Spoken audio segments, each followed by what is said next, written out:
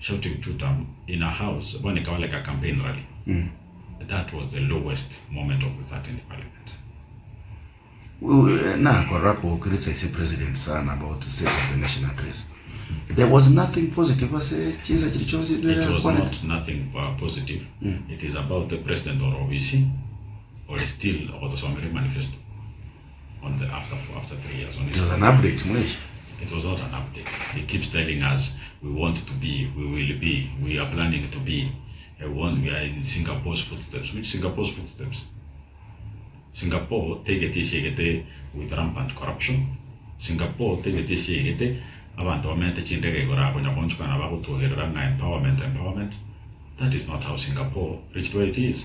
They sat down, addressed the core issues, dealt with corruption, did a strategic plan, and looked for ways of implementing a strategic plan.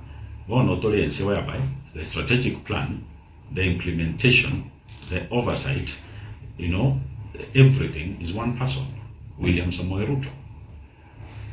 Every other person is just a choir. 2,000 kilometers of dual carriage was part of the state of the nation address. I think we should have my friend, you see, so you are going back to what I said. Focus ko de na chakana ko de binga na rosi job isi komi o makongo rosi ndesa. Correct? Ina chakera by na rosi. You are just telling us 2,000 kilometers which should be done. Those are political statements. Yeah. What do you make of the State of the Nation address? I didn't even bother to listen to it. Because the last time and we spoke about it, you said there was nothing for Kenyans.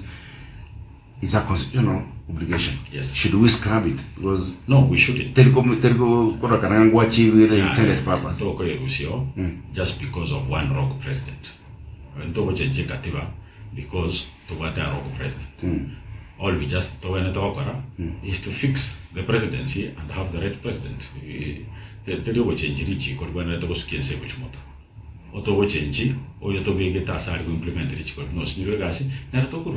It is simple as that. And every 5 years, opportunity of